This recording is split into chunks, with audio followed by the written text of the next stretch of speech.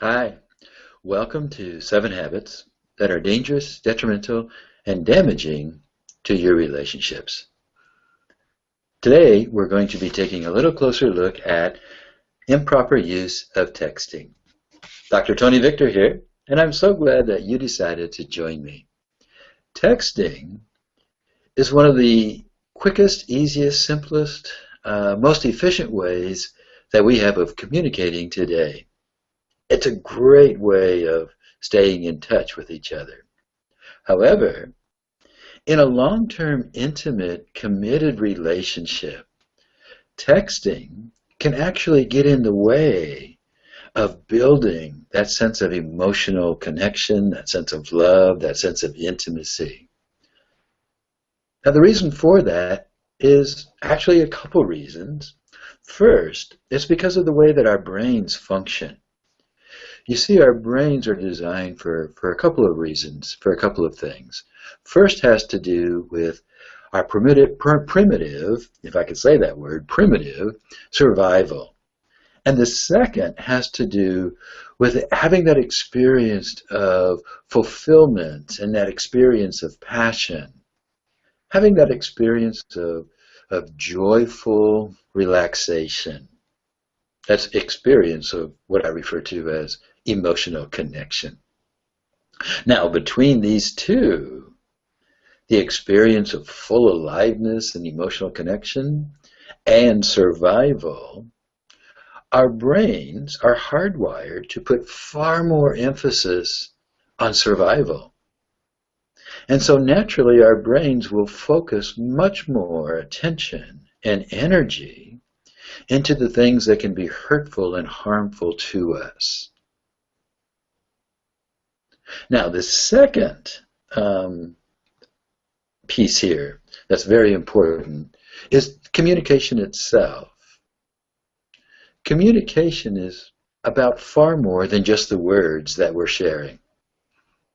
Communication is a felt experience, especially communication in a long-term committed relationship. It's about feeling the other partner, feeling your partner. So what we understand about communication is that communication is more than 80% nonverbal. Communication is about the facial expressions. It's about the body language. It's about the tone of the voice that the person's using to communicate. In text messaging, we receive less than 20% of the information that we need to be able to really understand and to really get what the other person is trying to express to us. Now, when we don't have that 80% of the information that we need, what our brains do is they just naturally fill that information in. But the information that they fill in will always tend to be in the worst case scenario based on past experiences.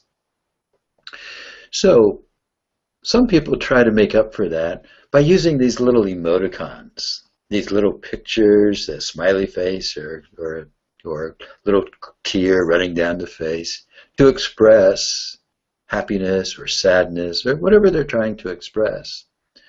The emoticon is just simply a picture that gives us a mental representation. What the emoticon cannot do is give us the felt experience of the other person's meaning. So, what I do with my clients, I teach my clients a variety of tools that they can use in communication that build the experience of having that relaxed joyfulness, the experience of connection. You see, in texting, we often misunderstand and misinterpret our partner's intention and our partner's meaning. And so we need to use some tools to be able to really be able to get each other and to get our partner's meanings. Today, what I would like to do is to share 3 of those tools with you. The first of those 3, and by the way, what I want you to do is to practice these tools, experiment with them, try them out, and see what differences they may make in your relationship. So are you ready for the first? The first of the 3 is what I refer to as the gaze of acceptance. So what do I mean by the gaze of acceptance? Well, have you ever had the experience of holding a newborn baby, looking down into that baby's eyes, and you just want to smile, and you're just communicating with your look that you're perfectly acceptable, that you're perfect just the way you are? That's what I mean by the gaze of acceptance. Now, in most long-term committed intimate relationships, in that first stage of the relationship, when couples first start dating and they fall in love, that gaze of acceptance is just natural. Each time we see our partner, we're longing to see them, and we just can't wait to see them. And when we do, we just smile and our eyes light up. And it communicates to the other person that they're being accepted just as they are. But in long-term committed relationships, we get so busy, caught up with life and with doing things and interpreting things in the negative because of the way our brains are wired, that we tend to stop even looking at each other. Unless there's a frustration that we're having or there's a difficulty, and then instead of the gaze of acceptance, we give them that glare of disdain. You know, that look. So, begin making an intentional, conscious decision that each time I see my partner for the next 2 weeks, I'm going to give my partner that gaze of acceptance rather than that glare of disdain. The second tool that I want to share with you today is the tender touch. And once again, most partners, when they first begin dating, they fall in love, they can't touch each other enough. Always holding hands, always giving each other hugs, kisses, little touches on their shoulders, on their backs. When we sit next to each other, touching their thighs, their knees. And yet, in long-term committed relationships, oftentimes we tend to just stop touching. So, for the next 2 weeks, practice and experiment with that tender touch. Practice reaching out to your partner and just touching them. So what I say is, begin touching more and texting less. The third tool that I want to share with you today is words of appreciation. Again, in that romantic stage, when we first fall in love, appreciation just kind of rolls out of our mouth. We can't say enough good things about our partner. But in long-term relationships, challenges come. Frustrations happen, and we begin to feel a little bit negative because of the way our brains work. And when that begins to happen, we begin to focus more on the negative and begin to stop expressing the appreciations. So, once again, what would happen in your relationship if just for the next 2 weeks you intentionally shared some type of appreciation each day for the next 2 weeks? Maybe something your partner's done recently that you appreciate. Just letting your partner know about the little things that they're doing. When they take the garbage out, or they make an errand and run to the store to pick up something for you. Or they're just mindful of you. Or maybe reminding your partner of those characteristics that you just love about your partner. Letting your partner know that he or she really is appreciated.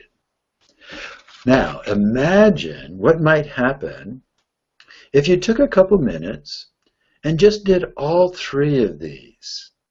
If you sat down face to face with your partner and looked them in the eyes with that gaze of acceptance, and you reached out and you touched and maybe held their hand while you're expressing an appreciation, what might happen in your relationship over the next couple of weeks, over the next 6 months, or over the next year?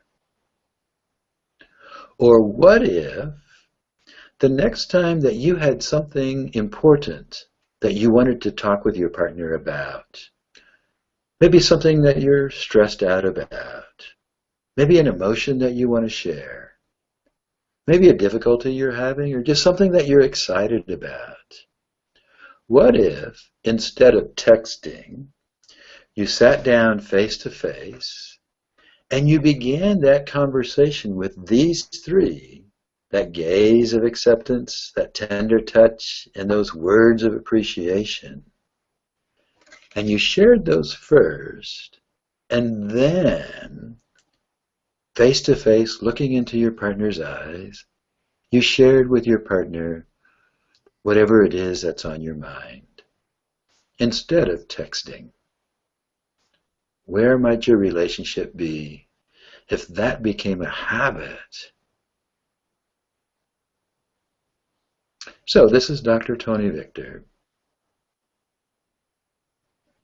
encouraging you and helping you to create the relationship of your dreams. I want to encourage you to find me on Facebook, like my Facebook page, Growing Love Relationships. Find me on LinkedIn and follow me on Twitter. And find me on Google+, and circle me in your groups. And circle my page, Growing the Love Relationships of Your Dreams. Until next time, stay connected.